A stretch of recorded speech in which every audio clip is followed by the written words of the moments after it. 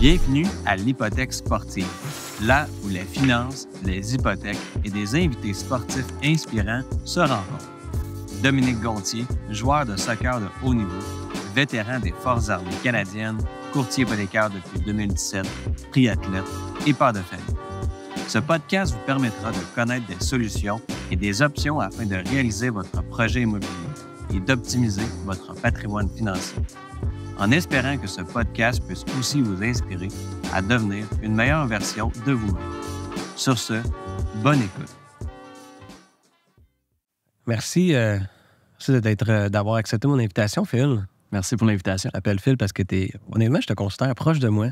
Merci, pareillement. On se connaît depuis, même pas 2 ans. Ouais. On s'est connus, évidemment, on était directeur de compte chez Menuvie.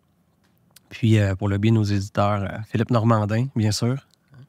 Fait que je voulais t'inviter aujourd'hui. Tu es quelqu'un que, honnêtement, tu as gagné toute ma confiance, toute ma crédibilité. Maintenant, tu es consultant en économie, on peut dire ça. Tu as un parcours impressionnant au niveau sportif aussi. Quelques surprises tantôt que j'ai hâte de découvrir. Fait que je tenais vraiment à t'inviter. Les taux d'intérêt, c'est le sujet de l'heure. L'inflation, taux directeur, les taux fixes, c'est quoi qu'on envisage l'année prochaine. Évidemment, donc, je t'ai amené. J'aimerais ça que tu nous partages un peu toute ton expérience. Puis, allons-y comme ça. Puis, Phil, premièrement, qui est Philippe? C'est une bonne question. Je dirais que je suis quelqu'un qui est plutôt aventurier. J'aime vraiment l'aventure. J'aime beaucoup le défi. D'où la raison aussi pourquoi quand on va parler tantôt là, des sports, surtout des arts martiaux pour moi. Et puis, je suis quelqu'un qui aime beaucoup s'améliorer aussi. Donc, le fait que je suis aventurier, j'essaie beaucoup de choses. Je fais beaucoup d'erreurs, évidemment. Et j'essaie d'apprendre de mes erreurs pour toujours essayer de m'améliorer comme personne, dans le fond. Clairement. OK. Puis, j'aimerais ça raconter un petit peu l'histoire quand que j'étais... Évidemment, tu étais mon directeur de compte. Donc, pour ceux qui veulent savoir c'est quoi, on est courtier hypothécaire, on fait affaire avec les banques, évidemment, et chaque banque a un directeur de compte où est-ce que quand on a des questions, on a des problèmes dans certains dossiers, tu peux nous donner la formation aussi, ben c'est toi qu'on appelle, c'est un directeur de compte, BDM qu'on appelle aussi dans le langage. Et tu es rentré chez Menuvie, tu étais notre nouveau BDM, puis tu tentais évidemment de nous donner de la bonne formation, puis tu avais une méthode aussi différente. Tu étais là surtout pour nous donner plus des cues sur où est-ce qu'on s'en va dans l'économie, les taux d'intérêt, versus parler juste des produits.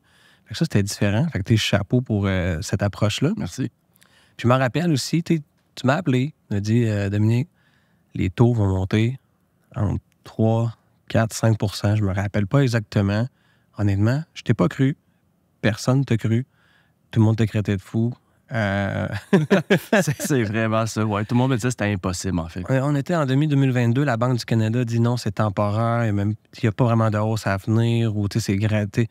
Honnêtement, on s'est tout fait prendre par le discours de la Banque du Canada aussi, éventuellement. Puis à partir de ce moment-là, j'ai vraiment appris à mieux t'écouter, plus t'écouter. Fait que je suis curieux de voir comment ça t'es arrivé à deviner un petit peu plus tous ces aspects-là avant tout le monde, puis tes études, pourquoi, comment tu es arrivé là. Je sais que tu as vécu quand même un bon temps en Thaïlande aussi. Donc, c'est assez spécial. Fait que parle-moi un petit peu plus de toi au niveau des études personnelles. Mais dans le fond, moi, quand j'étais plus jeune, j'avais peut-être 19 ans, j'avais réalisé que c'était vraiment important d'apprendre l'anglais, puis je parlais pas du tout anglais. Puis j'ai décidé de partir avec mon sac à dos dans l'Ouest canadien.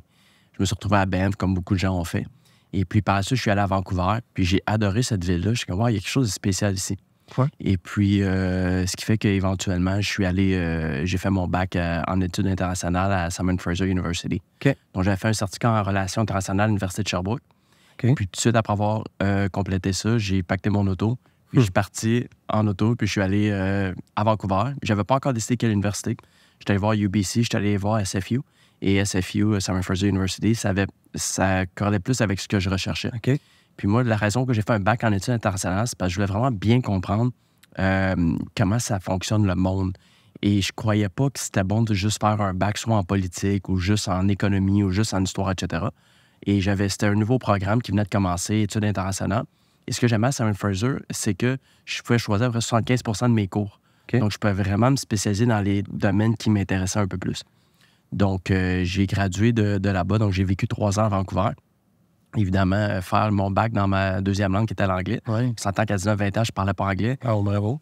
Donc, en 2006, donc 6 ans plus tard, j'ai commencé l'université, j'ai gradué, puis ça a bien été. Puis, à la fin de mon bac, je devais apprendre une autre langue. Je parlais français, donc ça, c'était réglé. Et je devais faire un voyage, donc je devais faire un semestre à l'extérieur du pays. OK. Et je l'ai fait en Asie. OK. Donc, il a fait ça avec... on était 10 étudiants avec notre professeur. Et j'ai fait 1 mois à Chiang Mai, dans le nord de la Thaïlande, où est-ce que j'allais à l'école avec mon professeur de Simon Fraser University. OK. Et je suis tombé en amour avec cet endroit-là. Vraiment, c'était vraiment beau. Les gens étaient tellement sympathiques, la nourriture. Moins que de des stress. Ouais, exactement. Il y avait tellement de bons côtés. Je me suis dit, un jour, j'aimerais ça venir vivre ici. OK. Donc, lors de notre voyage, on a fait après ça le Laos, le Vietnam, etc. Et j'ai failli rester, en fait. OK. J'ai une amie, Hélène, qui était venue me rejoindre là-bas. Et on a fait, le Cambodge après ensemble et tout. On a fait quelques semaines. Et je discutais avec elle, je m'en souviens, puis c'était au mois d'août 2008. Et j'étais avec elle, on était dans la chambre d'hôtel. Puis on regardait les nouvelles aussi au même moment à CNBC, puis disait, fait 12 ans pas, tout va bien aller, c'est un dip, tout ça. Puis Ouais, en 2008, en avec le crash 2008, juste boursier. avant le crash, puis OK. on se regardait, on était comme, ouais, mais ça n'a pas de bon sens ce qu'ils disent là, ça va péter, là, ça va pas aller. Mais Avec les études, qu'est-ce que avec les connaissances qu'on avait, puis elle a étudié en finance. Donc, on se disait ça, mais le problème que j'avais, c'est que je savais pas comment shorter les marchés, donc je savais pas comment, à ce moment-là, bénéficier de cette information-là que je connaissais déjà. Donc, avec le crash, j'ai vu avec le temps, je me suis dit, ça, c'est quelque chose sur lequel je dois focusser, OK. puis avoir plus de connaissances. Donc, quand j'étais en Asie, j'ai décidé finalement, je vais revenir à Montréal, aller travailler quelques années, cumuler de l'argent, puis après ça, je déménagerai en Thaïlande. Et finalement, ça a pris plus de temps. J'ai travaillé dans la vente. Après ça, j'ai travaillé d'ailleurs pour une première fois pour Manuvie. OK. Et je travaillais avec les conseillers financiers. Et j'aimais beaucoup ça. Je voyais que j'avais une facilité, mais j'avais toujours ça en arrière de ma tête. Je disais, faut que je retourne en Thaïlande. C'était assez fort, là, comme Ouais, c'était vraiment là, fort. Ouais. Puis j'étais retourné, en fait, en 2013. J'avais quitté mon emploi chez ADT. Et avant de travailler mon autre employeur, je suis allé 5 semaines en Thaïlande. Je suis retourné en 2014. OK. Un autre 5 semaines. Relation d'amour, là. Ouais, vraiment, j'aimais ça. Puis finalement, en 2016, j'ai fait, là, si je vais pas là, je vais jamais le faire. OK. Donc, je me suis lancé, puis je suis allé vivre là pendant 5 ans, finalement. 25 ans. Ouais. 2016, t'es arrivé en 2021, 2021. Je suis revenu, c'est ça, mois de décembre, fin décembre 2020. Donc, pendant la pandémie, puis en fait, juste avant que le gouvernement décide de fermer la province là, pendant des mois de temps. Là. OK, parfait. Beau timing. Ouais, c'est ça. T'es retourné travailler quand t'es rentré au pays pour Manuvie, comme directeur de compte, nouveaux défis. Exactement, parce que j'avais gardé mes contacts, évidemment, de chez Manuvie. Puis quand je suis revenu, je ne savais pas trop ce qui se passait. J'ai envoyé un email à quelqu'un qui s'appelle Mario Cloutier, qui était, à ce moment-là, que je ne savais pas, qui était devenu directeur national des ventes. Et puis, je lui disais, what's up, qu'est-ce qui se passe avec Manuvie? Puis il m'a dit, écoute, toi, qu'est-ce que tu fais? Parce qu'il savait que j'habitais en Thaïlande depuis des années. Je dis, moi, je suis revenu au Canada. Donc, il m'a envoyé un message, il m'a dit, il y a quelqu'un qui t'appelle dans 1 heure. Wow. Comme, OK. C'est là que Maxime Spencer, qu'on qui salue m'a appelé. Maxime. Exactement, salut Maxime. Et puis, évidemment, moi, j'avais aucune expérience dans le domaine. Je savais même pas c'était quoi un ABD, un ATD. Non, pour vrai? Je savais rien. Je connaissais rien. Mais pourquoi tu as axé justement ton service conseil avec nous plus sur l'économie, etc.? C'était ta force. Puis tout. Ouais. C'était peut-être différent. Mais c'est parce que je sais la BD, ATD, on n'a pas besoin de... C'est ça, parce que moi, je ne connaissais pas les termes dans le domaine de l'hypothèque. Donc, j'avais beaucoup de connaissances macroéconomiques, les relations internationales, tout ça. Parce que moi, je me suis spécialisé à l'université en sécurité, conflits internationaux, comparative world aussi, qui compare les sociétés d'un point de vue historique, politique, économique, sociologique, etc. Donc, j'avais beaucoup les connaissances, justement, de comment fonctionne, je dirais, la matrice. Mais il y a cet aspect-là de l'hypothèque, je ne connaissais pas. Mais c'est comme n'importe quoi, on peut l'apprendre. C'est assez simple. Et c'est ce qui faisait un petit peu peur, évidemment, à Maxime. Donc, il m'a passé en entrevue. Puis, il voyait que, j'avais beaucoup d'expérience en vente. Je connaissais bien ça. Référence de son patron. Donc, je devais être quelqu'un qui savait ce qu'il faisait quand même un peu dans la vie. Sauf que j'avais pas les connaissances. Mais j'ai dit, mais regarde, moi, je suis quelqu'un qui lit beaucoup, qui aime ça m'instruire. Je dis, aide-moi, feed-moi de l'information. Et tu connais Dustin Woodhouse? Ben oui. Donc, moi, c'est ce qu'il me dit, Maxime. Il dit, lis les 2 premiers livres. Donc, moi, en quelques semaines, j'ai lu les 2 premiers livres avant même de commencer le travail. Puis là, j'avais appris déjà beaucoup de choses et je posais énormément de questions. OK. Ouais. Donc, moi, je pense que ma force, c'est que je pose beaucoup, beaucoup de questions. Je suis quelqu'un qui est très curieux et je veux apprendre, puis je me gêne pas. Donc, clairement pas. Donc, j'ai appris vraiment rapidement le domaine. Wow. Parfait. Puis c'est là qu'on a appris à se connaître rapidement. Ben, Puis, évidemment, exactement. Maxime me disait c'était qui les joueurs un peu plus importants dans l'industrie. Puis évidemment, ton nom est sorti rapidement de quelqu'un qui était On prend le sharp et crédit tout. quand ça arrive. Ben oui, c'est ça. Donc, c'est pour ça que rapidement, je pense que... Puis on voyait que notre tempérament, il y avait un bon fit naturel. Exactement. C'est ça. C'est pas comme ça avec tout le monde, effectivement. Tu sais. Fait que non, vraiment aimé ton approche. Puis j'aimerais ça parler un peu aussi en Thaïlande, ton parcours dans le sport. Oui. Avant, il me semble que c'était pas à Vancouver que tu as commencé à faire En fait, moi, j'ai commencé les arts martiaux quand j'avais 19 ans. J'ai commencé avec la boxe parce qu'évidemment, nous autres, puis moi, je suis un gars qui est né au début des années 80. Là, j'ai 43 ans, ça ne paraît pas, là, mais à un certain âge, ouais, c'est ça. Bientôt 44. Et puis... Parle ça comme toi à 43 ans. Ouais. Jeune, sharp, plein d'énergie. On va vivre en Thaïlande quelques années, tu vas voir, tu vieillis pas vite là-bas. Mais dans le fond, ce qui est arrivé, c'est que, tu sais, j'étais pas si grand que ça, j'étais pas gros. Puis évidemment, quand tu sortais, t'allais prendre un verre, ça brassait quand même beaucoup dans ce temps-là. Donc, à plusieurs reprises, j'ai vu que j'ai failli en manger une par des gars pour aucune raison. C'est juste que, tu sais, ça jouait tough des fois. Fait que je me suis dit, ce serait peut-être une bonne idée d'apprendre à me défendre, tu sais. Fait que la première chose, c'est que je me suis dit, bon, on va apprendre la boxe. Et puis, donc, le but au début, c'était ça, mais rapidement, j'ai vu que ça m'apportait beaucoup plus. Ça m'a aidé à beaucoup bâtir la confiance en moi. Et donc, j'ai trouvé une passion là-dedans. Donc, j'ai pratiqué finalement les arts martiaux pendant une vingtaine d'années.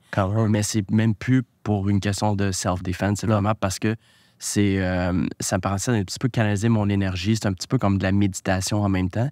Et Est-ce qu'on parle de Kung Fu? par la suite, oui, c'est ça. Donc, j'ai fait 6 ans de boxe. Et quand je suis déménagé à Vancouver, à Simon Fraser, je me suis dit, mais là, ce serait peut-être le temps. Je connais bien avec les points et tout. Mais là, je l'essaye avec les kicks. Okay. Donc, j'ai commencé à faire du Kung Fu. J'ai fait 3 ans de Kung Fu à Simon Fraser University. Puis j'avais un coach, un Sifu, qui a déjà été champion du monde en kickboxing. Donc, c'était quand même quelqu'un qui s'y connaissait. Okay. Donc, j'avais un très bon coach. Et c'est là que j'ai vraiment vu aussi dans les arts martiaux faire face à l'adversité. Parce que quand tu es dans le ring, tu es en train de te battre, ben, tu peux pas pleurer à personne. Tu dois encaisser. Puis des fois, tu as mal, puis des fois, tu n'as plus d'énergie.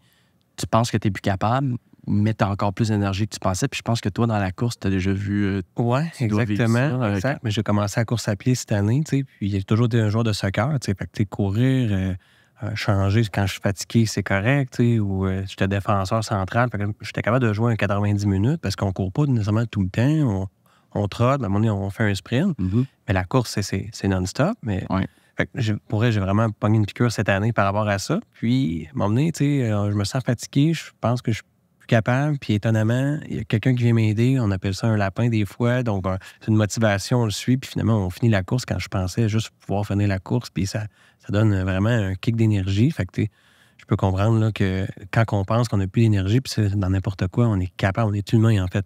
On est la plus grande espèce sur la planète. On a évolué énormément. Fait que ça a toujours été dans les énormes défis, l'adversité, les gars qui ont réussi à continuer. Fait que je pense que exactement. Donc, c'est pour ça que dans toutes les choses qui sont les épreuves que j'ai eues dans ma vie, ça m'a beaucoup aidé à faire face à l'adversité. Puis, je voyage énormément. Là, d'ailleurs, je quitte pour un 5 à 6 mois en Amérique latine, seul, encore une fois. Puis, on s'entend, je vais avoir dans des pays quand même dangereux. Okay. Donc, pardon? Courageux. Oui, c'est ça, mais... Tu sais, j'ai habité dans un autre pays pendant 5 ans. Je suis parti tout seul pour aller vivre en Thaïlande. J'avais pas... Souvent, les gens partaient avec quelqu'un. Moi, j'étais parti seul. Puis je me suis dit, c'est pas grave, je vais être capable, je vais trouver des solutions. Et puis, c'est ce mindset-là que ça m'a vraiment permis à développer. Puis tu vois, quand j'étais en Thaïlande, évidemment, j'ai pratiqué le Muay Thai aussi. J'ai même fait un combat de Muay Thai lorsque j'étais en voyage, un peu sur un coup de tête. Et puis, j'ai aucun camp d'entraînement, rien. Ça faisait 1 mois que je faisais le party. Puis j'ai dit, bon, là, je vais faire un combat de Muay Thai. Ça duré 5 rounds. Je pensais vomir ma vie dans le 5e round. J'étais plus capable, mais tu sais, encore une fois, c'est ça, c'est l'adversité d'être capable de continuer. Je pense que j'ai une surprise pour toi, Phil. Ouais. Toujours une surprise pour mes invités. Oh my God, t'as pas ça? Ah oui. T'as fait imprimer ça pour vrai. Exactement. Donc, je te le donne. Tu vas pouvoir le garder. La page, cover page en Thaïlande. 25 janvier 2014 que j'ai fait mon combat contre...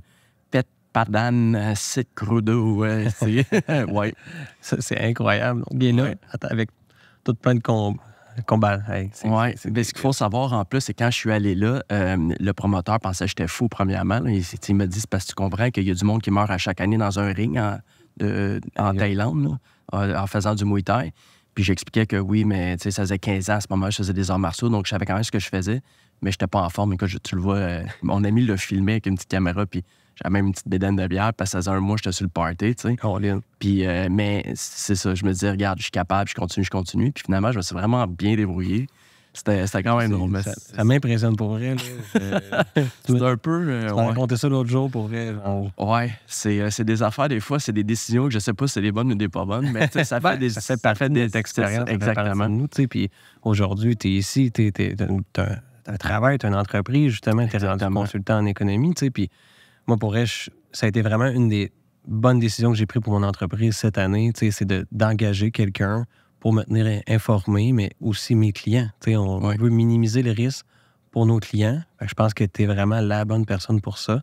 Donc, on va sortir là, lundi l'infolette. C'est déjà, on l'a déjà, mais de mon côté, je vais la mettre sur le site web. Je vais la partager. Fait que, ça nous donne vraiment un beau portrait vers où qu'on s'en va, où est-ce qu'on est rendu avec l'inflation, les taux d'intérêt. Fait que, justement, j'aimerais ça qu'on rentre un petit peu plus là-dedans. Au niveau du taux directeur, comment ça marche? C'est une machine économique, tu sais. Pour monsieur, madame, tout le monde, de façon simple, comment ça marche, la Banque du Canada? Là, mais dans le fond, ce qu'il faut comprendre, moi, je suis quelqu'un qui dit les choses peut-être de façon un peu trop directe des fois. Moi, c'est juste ma façon de faire. Ouais, il y en a qui aiment ça, il y en a qui n'aiment pas. Il faut que je filtre pour parler après ça aux clients. Oui, effectivement. Mais dans le fond, ce qui arrive, c'est que c'est une erreur de politique monétaire, la raison qu'on a eu autant d'inflation. Et puis, hier, je faisais une conférence avec j'ai des clients de plusieurs bannières, évidemment. Puis, j'étais avec une bannière de Multiprès hier à Montréal, puis j'expliquais. Puis, ce que j'ai fait, c'est que je leur ai fait faire l'exercice. J'ai allé voir c'est quoi la date que ça a commencé, l'invasion en Russie, en Ukraine par la Russie. C'est le 24 février 2022. Et puis, regardez à ce moment-là, c'était quoi le rapport d'inflation aux États-Unis. Puis, ils sont allés, une autre personne qui est allée voir, puis c'était 7,9 % avant l'invasion. Donc, est-ce que c'est vraiment la guerre en Irak? Ce n'est pas ça, même si c'est l'information qui est véhiculée dans les médias. Donc, il doit y avoir d'autres raisons derrière ça. Donc, c'est vraiment une erreur de politique monétaire de la Banque du Canada et de la Fed aux États-Unis, premièrement, et aussi les gouvernements qui ont beaucoup trop dépensé d'argent en même temps. Donc, ce que je veux dire par erreur de politique monétaire, c'est que trop d'argent qui est imprimé par les banques centrales et ils ont laissé les taux d'intérêt trop bas trop longtemps. Le gouverneur de la Fed, qui s'appelle Jerome Powell, il a fait une conférence qui est maintenant un peu très bien connue, que je pourrais dire, dans le monde de la finance, pour les mauvaises raisons. C'est qu'il avait dit au mois de novembre 2021 que c'était transitoire, l'inflation. Exact. Moi, j'avais retenu ce mot-là. C'était transitoire, alors que c'était évidemment une erreur. Et ce qui est arrivé, c'est que moi, déjà à ce moment-là, vous ne le saviez pas, mais j'étais déjà en train de préparer ma présentation que j'étais pour vous faire à toute l'équipe de Plein Prêt avec Charles-Antoine. J'avais fait la même chose avec l'équipe de Sandra Allard de Plein Prêt. Par la suite, j'ai fait avec les équipes de Multiprêt, Consortium, etc. Je faisais toujours le même discours, puis tout le monde me disait que, ben oui, on fait, c'est impossible. T'es fou, pratiquement.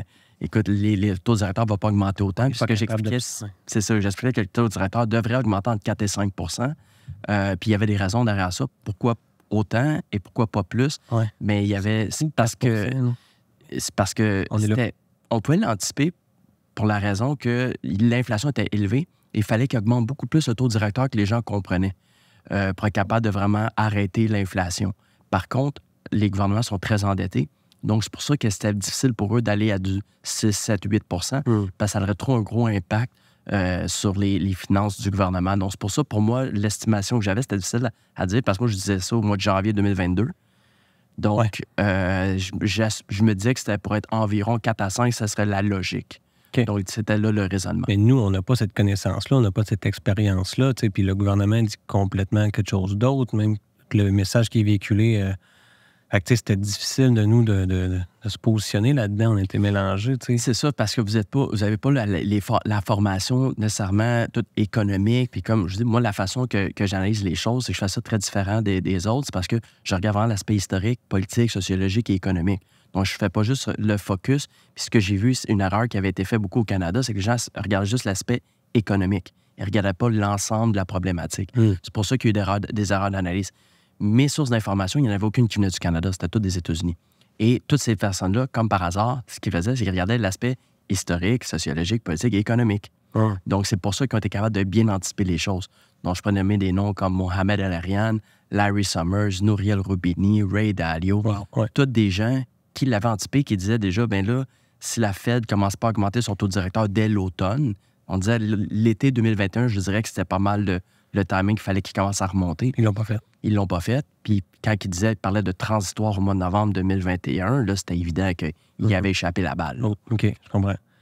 C'est pour ça que c'est pour ça que j'aime beaucoup t'écouter puis prendre tes services actuellement pour le bien de mes clients, honnêtement. Fait que, donc, c'est pas d'essayer d'avoir une boule de cristal ou quoi que ce soit. C'est juste que ce que je fais, c'est que j'ai appris à vraiment bien comprendre la machine économique, comment ça fonctionne, puis de faire une bonne analyse, puis essayer de minimiser les risques dans l'analyse. Donc, ce qu'on appelle en anglais les blind spots.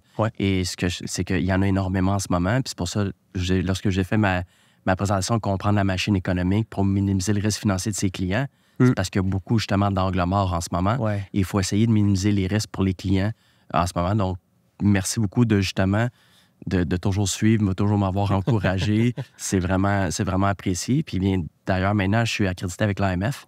L'Odyssée financière, ma compagnie. Donc, j'ai 2 présentations qui sont accréditées auprès de l'AMF, comparant à la machine économique.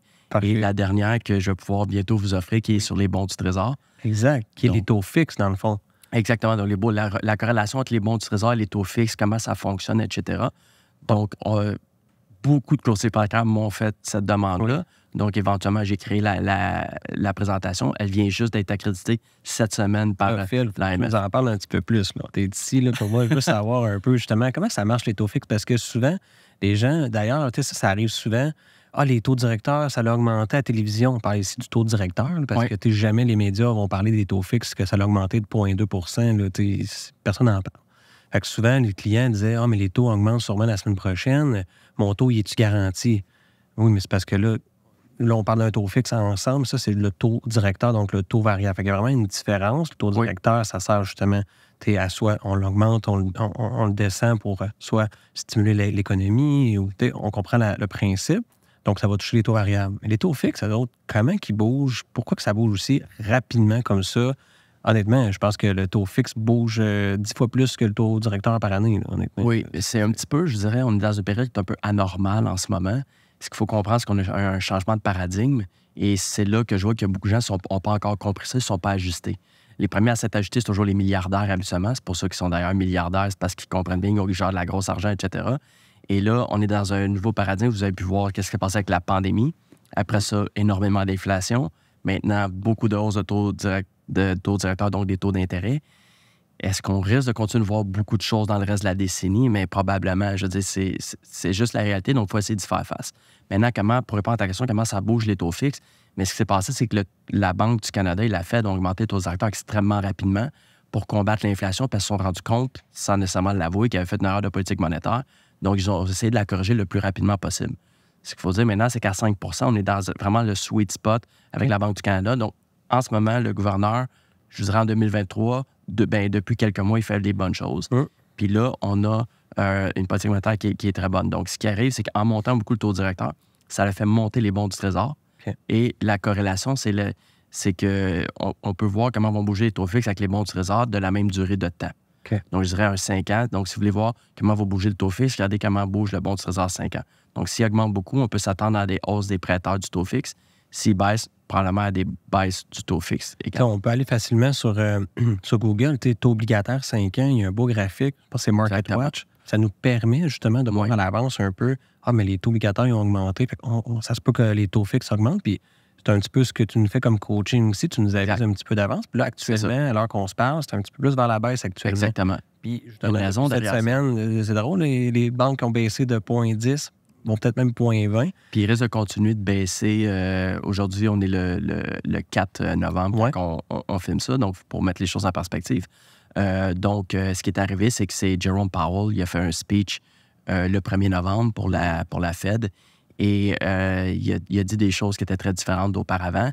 Et ce qui font que les gens n'anticipent plus de hausse du taux directeur du tout de la Fed. La Banque du Canada, déjà là, on savait déjà qu'il n'y avait plus vraiment de raison d'augmenter. Est-ce que la Fed aurait pu continuer d'augmenter? Peut-être, parce que leur inflation est plus élevée que la nôtre.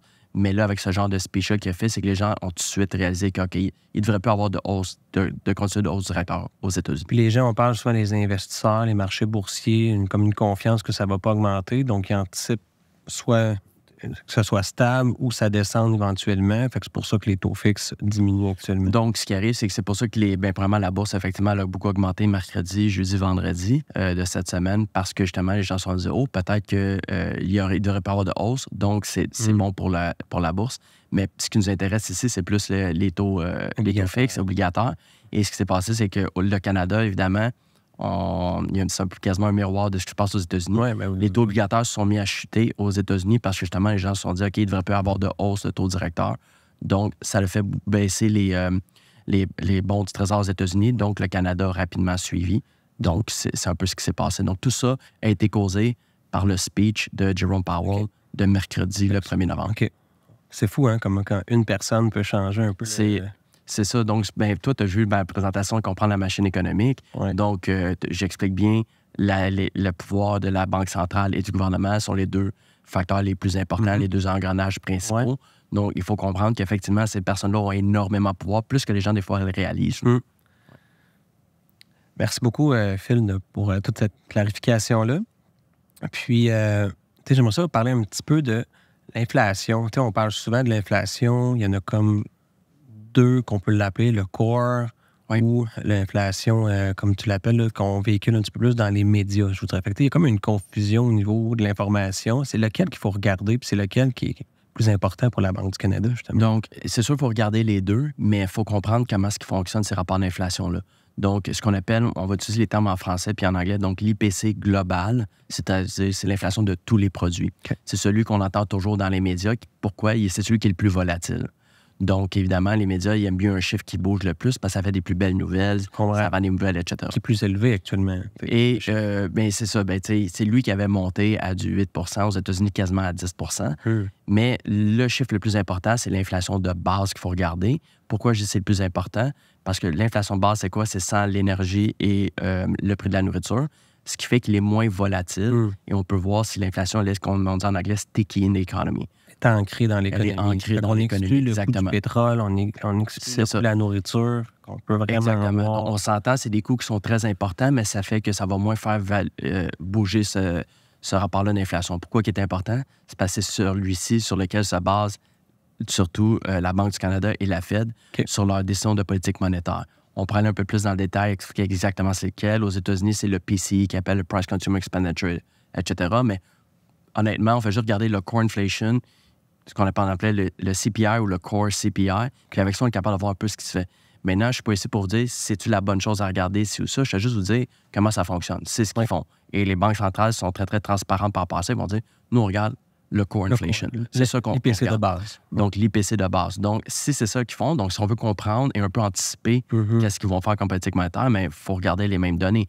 Malheureusement, c'est très peu véhiculé dans les médias, le core inflation. Ils parlent beaucoup de l'autre et même dans des fois, des infolettes que je vois qui sont envoyées, que ce soit même pour les firmes d'investissement, etc., je le vois très peu, ce chiffre-là. C'est pour ça que dans l'infolette qu'on publie, nous, la dernière, comme tu as pu voir, on parle que du core inflation. Ben, c'était l'inflation 101, c'est de comprendre la base de l'inflation. On a démystifié un petit peu les deux. Fait que là, les prochaines, ça va être un petit peu plus facile de comprendre. C'est ça. Donc, c'est un petit peu la façon que j'ai fait. C'est sûr que l'infolette que j'écris, puis qu'après ça, qui est publiée avec toi, puis que j'explique un peu le rationnel derrière ça, c'est parce que j'essaie de vraiment faire un peu l'éducation, puis vous aider à faire l'éducation de vos clients, parce que je pense que c'est important. Ben oui, on s'entend que tu as beaucoup...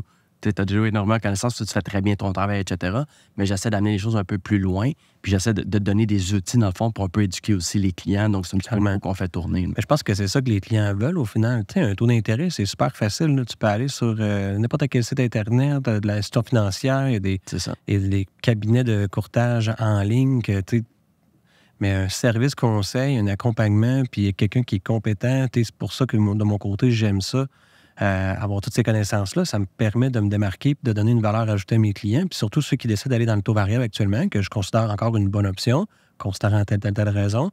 Mais c'est important, après ça, par contre, de garder une bonne gestion active du taux variable. Donc, justement, avec des connaissances comme ça, à un moment donné, ça va-tu valoir la peine de se dire, les taux fixes sont rendus à temps, mais pourquoi pas convertir notre taux variable pour un plus long terme? Exactement. Je pense que, comme tu disais, un taux fixe proche de 5 dans les 10 prochaines années, ça va rester une bonne affaire, une belle aubaine. Les taux n'ont jamais été aussi bas au final aussi depuis... C'est ça, ce que les gens ont peut-être pas réalisé, c'est que de 2008 à 2021, c'était anormalement bas.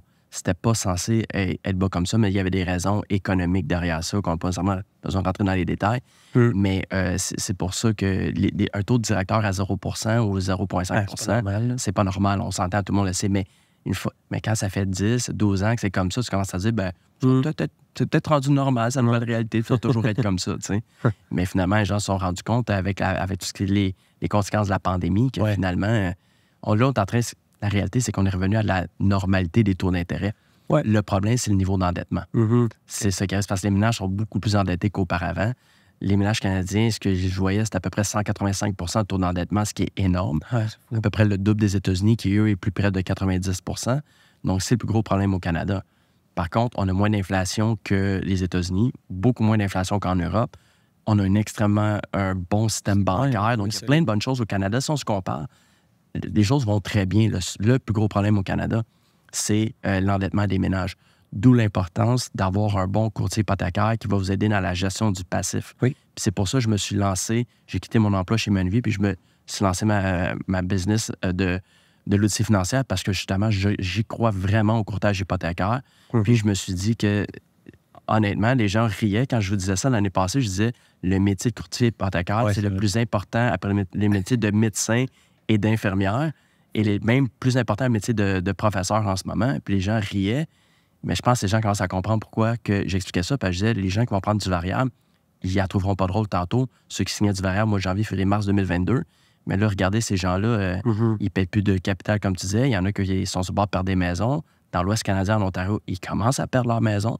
Pourquoi? Parce qu'ils n'ont pas fait des bons choix. Bien, la situation va continuer d'être difficile à naviguer pour les années à venir. Donc, d'avoir des bons professionnels qui vont vous accompagner là-dedans, ça va faire la différence. Et ce qui va faire qu'il y en a qui vont bien gérer leur dette, ce qui va être quelque chose d'extrêmement important pour les Canadiens. Versus ceux qui ne le feront pas puis qui vont peut-être se retrouver avec des gros problèmes financiers. On amène vraiment un service personnalisé. J'enlève absolument rien à ceux qui travaillent dans les institutions financières, au contraire, mais nous, on peut vraiment faire notre propre service. On n'a pas personne en arrière de nous pour nous donner des objectifs, de ne pas dire « dis pas ça ». Fait qu'on est vraiment libre. Puis je pense qu'effectivement, on a vraiment notre place. C'est pour ça que j'adore aussi mon travail. Je me vois aucunement faire d'autres choses. Puis, écoute, Phil, où est-ce qu'on s'en va un petit peu pour 2024? Je pense que c'est encourageant. On n'a pas de boule de cristal. Il peut y avoir un scénario positif. Il peut y avoir aussi un scénario moins bon. Fait que, qu'est-ce que tu en penses par rapport à ça? C'est important de comprendre les deux. Je dirais, comme lors de ma présentation que je fais, il y a comme deux scénarios qu'on peut voir. Un scénario optimiste-réaliste et un scénario pessimiste-réaliste. Comment est-ce que je pourrais bien expliquer ça? C'est que pour l'instant, si tout se passe bien, on espère que la Banque du Canada ne baisse pas trop son taux directeur en 2024, qu'elle va de façon vraiment transitoire, tranquillement, pour être capable d'essayer de contrôler l'inflation. Maintenant, la réalité, c'est que de revenir à 2 % rapidement, c'est pas réaliste. Mais bon, une inflation comme on voit aujourd'hui, le core inflation à 3,2 %, l'inflation de base, c'est quand même pas si mal. 3,2 %, ça a du bon sens. Donc, même si on ne revient pas à 2 % c'est quand même bien. Ce qu'on veut pas, c'est de voir l'inflation du 8-10 % année après année. Ça, c'est pas soutenable. C'est ce qu'on a vécu dans les années 70. Puis on veut pas vivre ça. Et c'est pour ça que les banques centrales, leur politique monétaire est basée pour s'assurer de ne pas revivre ça. Par contre, ce que je vois, maintenant, je vais parler plus des États-Unis, beaucoup de milliardaires, ils commencent à parler de peut-être de plus grosses baisses de taux d'intérêt que ça, pour plusieurs raisons que je n'ai pas nécessairement le temps de discuter ici, parce que c'est pour ça que mes présentations, des fois, durent 1 heure ou 2 heures. Mais ils prévoient des grosses baisses? De grosses baisses du taux directeur l'année prochaine, comme disons Jeffrey Gundlach, Bill Gross et autres milliardaires. Eux, ce sont les gens qui sont vraiment spécialisés dans les bons du Trésor américains parce qu'ils voient une récession qui s'en vient. Et aussi des bons du Trésor qui sont trop élevés, ce qui fait que le gouvernement américain, quand il refinance sa dette, maintenant, ça lui coûte beaucoup plus cher. Donc là, ça commence à être problématique pour eux. Donc, eux, ils s'attendent à des baisses de entre 1,5 à 2 % peut-être du taux directeur l'année prochaine. Qu'est-ce qui va se passer? Je ne sais pas, mais moi, la façon dont je vois les choses, c'est qu'il faut être prêt pour peu importe c'est lequel des scénarios. Ce qu'il faut comprendre, c'est que personne ne sait comment vont réagir les gens non plus. Peut vivre d'un autre bord. Ben, tu sais, c'est parce que si la Banque du Canada, on va avec un premier scénario, puis qu'elle baisse juste de, disons, 1,25 dans quelques mois, un autre 0,25 quelques mois plus tard, est-ce que les gens vont tous aller chercher beaucoup de crédit ou ils vont attendre et se dire, il va peut-être avoir plus de baisse de taux. Donc, personne ne le sait, même pas la Banque du Canada. Donc, il va falloir toujours essayer de s'adapter à la situation. Maintenant, s'ils baissent les taux directeurs de beaucoup plus, de 1,5-2 %, mais là, c'est sûr que les gens vont aller chercher beaucoup de crédit. Ben, c'est ça. Et qu'est-ce qui se passe? Les gens vont chercher beaucoup de crédit. L'inflation remonte. Et voilà. Le prix des maisons aussi. Ça va amener d'autres acheteurs. Exactement. Donc, ouais. le prix des maisons va augmenter. Normalement, la bourse devrait monter aussi. Donc, tout est interconnecté, mais l'inflation va remonter. Mais si les remerciants remontent trop, qu'est-ce qu'ils vont faire par la suite? Ouais. Remonter encore le taux directeur. Bien là, on est exactement dans le scénario des années 70. D'où la raison pourquoi le banquier le plus important au monde, Jamie Dimon, CEO de JP Morgan, Larry Fink, le CEO de BlackRock, mais ces deux personnes-là, ils disent qu'ils voient qu'on est un peu dans une situation comme les années 70, peut-être un peu moins pire, mais c'est ce qu'ils disent dans les médias, eux. Donc là, ça commence à faire beaucoup de milliardaires qui s'attendent à un scénario un peu plus comme les années 70, qui est un scénario un peu plus pessimiste, réaliste. Mais si c'est vers ça qu'on s'en va, il faut être prêt à ça aussi. Donc, faut pas juste espérer un monde de licorne puis se mettre des petites lunettes roses. Il faut juste faire face à la vie et dire, bon, si se passe tel scénario, comment je peux en profiter? Mais si se passe tel autre scénario, comment je peux minimiser mon risque en même temps? Donc, c'est un petit peu ça, moi, le travail que j'essaie de faire, c'est je prends l'information des gens les plus influents de la planète, ceux qui gèrent de la grosse argent, puis d'essayer avec ça de voir comment minimiser le risque pour les gens, qu'on puisse essayer d'avoir un peu le meilleur des deux mondes. Là. Puis de garder la flexibilité dans le produit du client. Quelqu'un qui écoute ça, mais je fais quoi avec mon hypothèque? C'est d'avoir un produit flexible. On parle un petit peu de Manuvie. Tu travaillais pour la banque, mais moi, j'adore la banque Manuvie. Je fais affaire avec toutes les autres institutions financières. Je l'explique aux clients, exemple, les clauses de pénalité. Manuvie est réputé pour avoir un calcul beaucoup faible de pénalité. Fait que si jamais on vient se fixer un bon taux d'intérêt super compétitif, en date d'aujourd'hui, on est capable d'avoir un 5,79 actuellement. On peut avoir un produit variable à 6,8. Donc, on est quasiment à 1 % d'écart entre le taux fixe qui est plus bas que le taux variable. Donc, le taux fixe reste encore une bonne option. Mais si on peut avoir une flexibilité que si les taux chutent énormément, je parlais de la stratégie de New and Extend que tu m'avais justement enseigné à ce niveau-là, on peut briser l'hypothèque, avoir un taux d'intérêt, c'est rentable, on vient se fixer pour un long terme. Donc, c'est toutes des choses à pouvoir regarder. Donc, le produit, on peut se le permettre avec le produit qu'on a. Un 5 ans fixe dans une institution, une banque à charte qu'on appelle, c'est un petit peu plus difficile. Taux variable, encore plus facile de le faire. C'est 3 mois d'intérêt. Fait que c'est pour ça que taux variable, ça reste encore une bonne option. Il faut garder une bonne gestion. Taux fixe, ça peut être aussi un 2 ans, un 3 ans ou 1 an. Mais encore là, les 1 an sont en haut de 7 %. Un 7 ans, c'est la bande. Exactement. Fait que, ce qu'il faut réaliser, c'est que, parce que moi, j'entendais beaucoup les gens dire, le taux variable, ça a toujours été la meilleure chose à faire. En fait, ça a toujours été la meilleure chose à faire depuis 1982. Il faut le spécifier. Donc, c'est sûr que ça fait longtemps, mais c'est pourquoi depuis 1982? C'est parce que les taux ne faisaient que chuter depuis 1982. Regarde la grosse jusqu'en 2020, exactement. Donc, si je regarde un graphique de 1982 à 2020, les taux d'intérêt n'ont fait que chuter. Donc, c'est pour ça que ça faisait plus de sens de prendre du variable. Mais 1955 à 1982, si vous regardez le graphique des banques centrales, c'était quoi leur taux directeur? Ça faisait que monter. Donc, de 1955 à 1982, c'était mieux de prendre du fixe. C'était vraiment pas une bonne idée de prendre du variable. Donc, il faut comprendre que ça, c'est des gros changements de paradigme qui se sont faits. On parle le premier d'un 28 à 30 ans, l'autre d'une quarantaine d'années quasiment. Donc, mais là, est-ce que c'est un nouveau gros chiffre de paradigme? C'est ce que semble dire beaucoup de milliardaires en ce moment. Howard Marks, lui, il appelle ça un sea change. Et donc, c'est pour ça qu'eux, ils sont déjà adaptés, de voir que les choses sont un peu différentes. Donc, avant, c'était facile, ça va mettre tout le monde dans le variable, puis on passe au prochain dossier.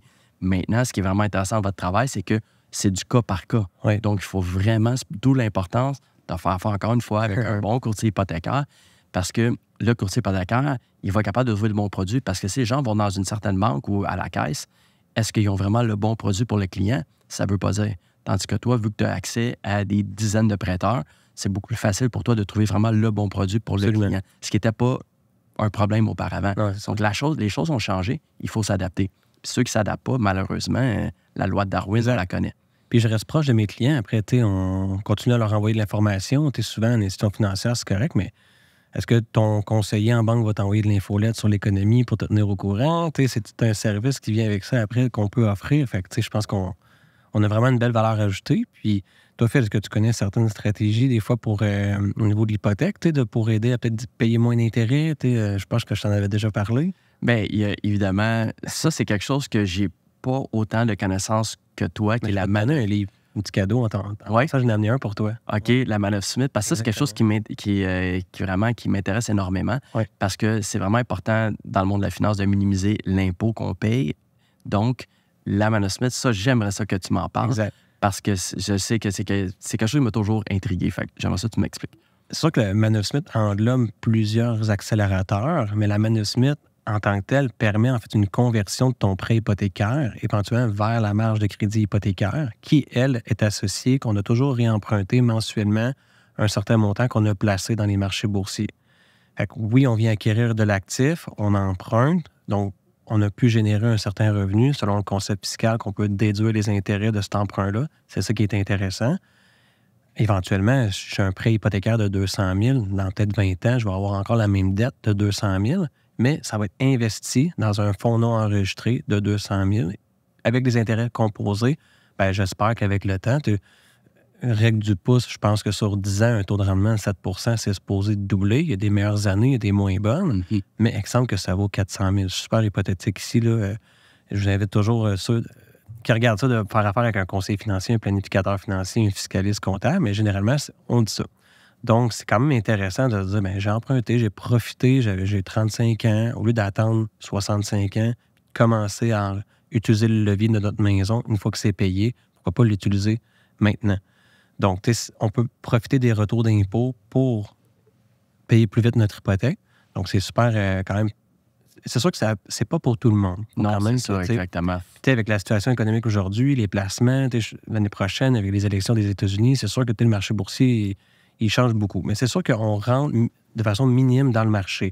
Exemple, qu'on réemprunte toujours la portion du capital de notre paiement. Chez nous, personnellement, c'est 600 $.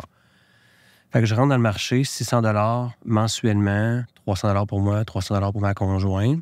Fait que si le marché, c'est pas comme si j'emprunte tout de suite un 150 000 sur ma maison, je rentre demain matin, après une semaine, le marché chute, puis là, crée mon placement et il vaut genre 100 000. Rentrer graduellement, je pense que ça minimise les risques. Donc, c'est pour ça que moi, je suis à l'aise avec cette situation-là. Fait que c'est du cas par cas. En anglais, on appelle ça du DCA, Dollar Cost Averaging. Fait, voilà. Donc, ça fait énormément de sens, ouais. Tu profites des intérêts composés, puis c'est à revoir la stratégie, ton profil de risque. Puis, évidemment, il faut faire affaire avec un professionnel qui est à l'aise avec ça. Moi, je me suis spécialisé là-dedans. Je suis professionnel accrédité en manœuvre Smith. Donc, j'ai vraiment fait une formation approfondie. Le livre, c'est une introduction pour monsieur, madame, tout le monde. Après ça, nous, les professionnels, on peut faire une formation de plus. Donc, j'aide vraiment à trouver la bonne structure, rencontrer le client. Évidemment, il faut qu'il y ait une rencontre lui, avec son planificateur financier, parce que moi, je ne fais pas de placement. Donc, ça permet de vraiment sortir, en fait, du lot, trouver une façon de diversifier notre épargne, parce que je ne dis pas d'arrêter d'investir dans les CELI, dans les REER, dans les REE. C'est juste une façon différente. Là, c'est dans des fonds non enregistrés. En plus, avec de l'argent, que ça ne te demande pas vraiment de l'argent de plus, parce que tu fais juste réinvestir le montant de capital qui s'est libéré dans ta marge de crédit hypothécaire. Ouais. Évidemment, il y a un sujet à avoir sur les taux, les intérêts, comment qu'on les paye. C'était ma prochaine question. C'est combien à peu près le taux d'intérêt pour faire ça en ce moment? Ben, actuellement, c'est une marge de 7 7,7 actuellement, une marge de crédit hypothécaire. Fait que t'espères que ton rendement est aussi bon, mais c'est sûr qu'il y a des années qui vont être moins bons, d'autres meilleurs. En fait. Ouais. Mais c'est sûr qu'actuellement, il y a une autre stratégie qui pourrait être pertinente d'appliquer autre que ça. Mais je pense que la mise à part de l'argent, la MAPA qu'on appelle, c'est vraiment, pour moi, ça a un énorme potentiel, puis j'aime quasiment mieux présenter ça à mon client, surtout s'il y a un intérêt de se lancer en immobilier, il a sa maison, il est avec sa conjointe, puis il aimerait ça avoir un petit condo locatif ou un duplex, tu sais. Mais le duplex, exemple, qui procure 2000 $ de revenus de loyer là, par mois. Là. Généralement, ce qu'on fait quand on a ce revenu-là, on va le déposer dans le compte, on va payer l'hypothèque avec ce compte-là, les taxes, il va rester peut-être 100 $, 150 $, puis on fait ça. Ça, c'est le chemin normal de l'argent. Ouais. Mais la mise à part de l'argent, puis on pourrait être aussi travailleur autonome pour l'appliquer en passant. Il faut juste avoir une entreprise individuelle. Avoir de l'immobilier à son nom personnel, c'est une entreprise individuelle, dans le fond. Donc, on va juste changer le chemin de l'argent. Donc, au lieu, le 2000 $ que je te parlais, on l'applique plutôt dans notre compte personnel à nous. On fait un montant forfaitaire sur l'hypothèque. Mais ce montant-là, c'est 100 % du capital. Donc, il vient d'être libéré dans la marge de crédit hypothécaire. Là, le condo, exemple, qui coûte 1 500 en dépenses. Hypothèque, taxes budgétées. L'hydro, c'est souvent aux frais du locataire. Les assurances, ça me coûte 1 500, mais j'envoie 1 500 dans le compte destiné au condo. Donc, j'ai emprunté pour payer un condo. Donc, je peux déduire les intérêts Donc, oui, ta marge, elle va augmenter, mais toi, ce que tu veux, c'est profiter du 2000. Fait que c'est 24 000 par année. C'est 100 000 sur 5 ans. Fait que sur 10 ans, c'est 200 000. Fait que quelqu'un qui a une hypothèque de 280 000 aujourd'hui, là, sur 10 ans, là, c'est payé. Parce qu'en plus de ce montant-là, il va continuer à faire des paiements aussi. Il va recevoir des retours d'impôts. Fait qu'il va toujours l'appliquer. Fait que moi, j'ai estimé une conversion vers 7 ans au niveau de mon hypothèque personnelle parce que je vais l'appliquer sur mon chalet locatif qui me procure 2300 par mois. Fait qu'on a cette vision-là avec ma conjointe. Fait que, ça, c'est encore là, c'est une stratégie que peu connaît, mais je pense qu'il mérite d'être connue. Puis c'est parce que c'est vraiment intéressant ce que tu discutes là en ce moment parce que c'est ce qui arrive, c'est qu'il faut toujours continuer de s'éduquer. Moi, je pense à Warren Buffett qui a à peu près 93 ans, Charlie Munger qui va avoir 100 ans. Puis ces hommes-là continuent encore de s'instruire. Ils veulent encore s'améliorer. Donc, c'est la chose à faire. Puis ce qu'il faut comprendre, c'est qu'il y a plein de trucs fiscaux. Et plus qu'on en connaît, plus qu'on a de l'argent. Le système est fait comme ça. Mm-hmm. Donc, il faut juste essayer d'utiliser ces leviers-là qui existent et qui sont 100% légaux. Là. Tous les comptables, fiscalistes connaissent ça. Exactement. Pas tout le monde qui est à l'aise avec ça. C'est juste que c'est des outils de plus qui peuvent être utilisés. Puis, la vie étant ce qu'elle est, c'est que c'est souvent les gens qui ont le plus d'éducation par rapport à ces choses-là, qui ont le plus d'argent, qui vont en profiter. Parce que malheureusement, ceux qui ne sont pas au courant, bien, ils n'auront pas profité de ces opportunités-là. Exactement. Puis, quand tu dis la vie aussi peut nous... on ne sait pas qu'est-ce qu'elle nous réserve. On a-tu besoin, il peut y avoir des imprévus. Fait que, des fois, il y en a qui veulent l'appliquer par eux autres mêmes. Ils vont aller à l'institution financière, ils sauvent une marge de crédit hypothécaire, puis là, ils le font. Mais là, toiture, maladie, j'ai besoin d'emprunter sur ma marge, un imprévu va venir contaminer la marge, puis là, ça ne marche plus la stratégie. Fait qu'il y a des produits qui sont adaptés, qu'on peut diviser les marges, une pour la mise à bord de l'argent, une pour ton personnel. Fait que il y en a que tu peux pas. Fait que faut que tu l'utilises juste pour ça. Fait que des fois, il y a des erreurs qui se font. Fait que tu es en faisant affaire avec des bonnes personnes, moins de chances de se tromper. Absolument. D'où l'importance de faire vraiment toujours affaire avec des spécialistes. Moi, c'est pour ça que ce que j'explique tout le temps, c'est qu'il y a 3 choses que ça prend absolument. C'est un bon comptable, évidemment, un bon courtier hypothécaire pour l'hypothèque, et ça prend aussi un bon conseiller financier. Et ces gens-là doivent travailler ensemble. C'est pour ça que toi, la Man of Smith, ça m'allume beaucoup parce que justement, c'est les règles fiscales. Et puis, ça travaille avec le courtier hypothécaire. Tu as aussi, des fois, le planificateur financier peut être impliqué là-dedans. Le comptable. Donc, ça devient... C'est ça. Donc, ça devient vraiment... C'est holistique comme façon de faire. Là. Merci beaucoup pour ce moment, Phil. Vraiment agréable. Merci à toi de l'invitation. Pour vrai, on va se reparler sûrement très bientôt. Je pense que tu pars en voyage, mais justement, tu as la liberté de pouvoir continuer de nous éduquer malgré la distance.